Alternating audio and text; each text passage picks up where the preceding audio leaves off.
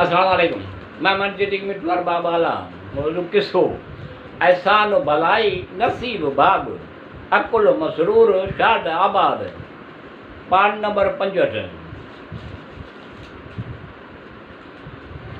हलाल जानवरनि जे पेर न वढियो, पैर न कटियो। हलाल जानवरनि जे पेर न कटियो जेसी ताईं उनजे खाइण जी न हुजे। जॾहिं मुस्लमाननि जे दुश्मन सां मुक़ाबिलो थिए त पहिरीं उन्हनि खे टिन उमूर जी दावत ॾियो। अगरि उहे हिकु ॻाल्हि मञी न त क़बूल करियो ऐं उनखे छॾे ॾियो। सभिनी खां पहिरीं इस्लाम जी दावत ॾियो। अगरि उहे मुस्लमान थी वञनि त उनखे दारुल सलाम जे तरफ़ हिजरत जो मशवरो ॾियो।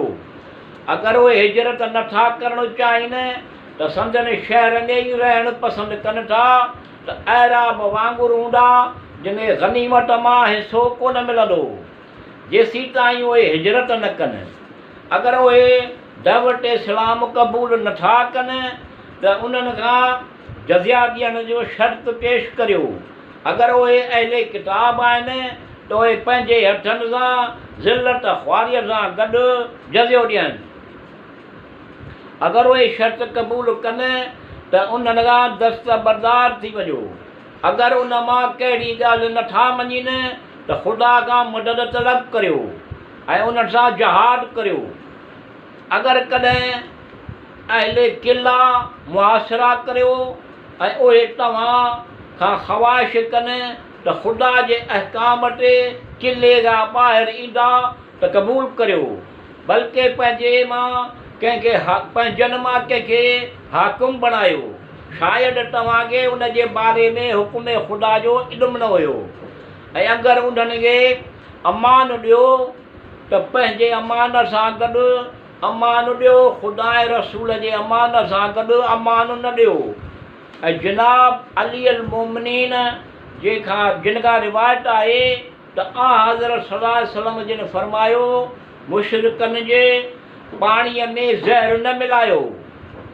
जनाब सादिक़ अलैहिस्सलाम जिन रिवायत कई आहे त जेको रसूल ख़ुदा जे लश्कर जी तइदाद जंगे बदर में 313 ऐं जंगे खंदक में 900 हुई।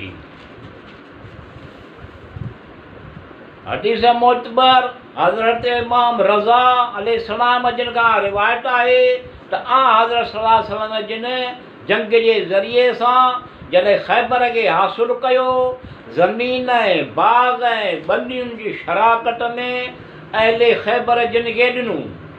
उन मां जो कुझु हासिलु थियो उन जो अधु हिसो मुस्लमाननि जो हिसो हूंदो ऐं हक़दार उहे हूंदा।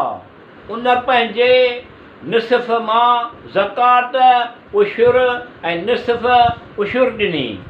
मके मुअज़्ज़मा ऐं जॾहिं कुवत सां गॾु दाख़िल थिया त उते जे सभिनी बाशिंदनि खे असीर थिया हुया। हज़रत सल्लल्लाहु अलैहि वसल्लम सभिनी खे आज़ादु करे छॾियो ऐं फरमायो वञो मूं तव्हांखे रिहा कयो ऐं माफ़ु कयो।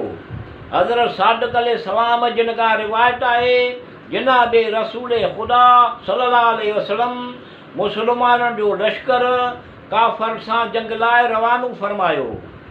जॾहिं इहो लश्कर आयो हुज़ूर करीम सल्लल्लाहु अलैहि वसल्लम फरमायो मरहबा, मामूली जहाद खां त फ़ारिग़ थियाओ पर तव्हां ते जहाद अकबर अञा बाक़ी आहे। पुछियऊं जहाद बुज़ुर्ग छा आहे? फरमायूं नफ़्से अम्मारा। उनखे ख़्वाहिश खां रोकियो। इहो जहादनि खां बि दुश्वार आहे।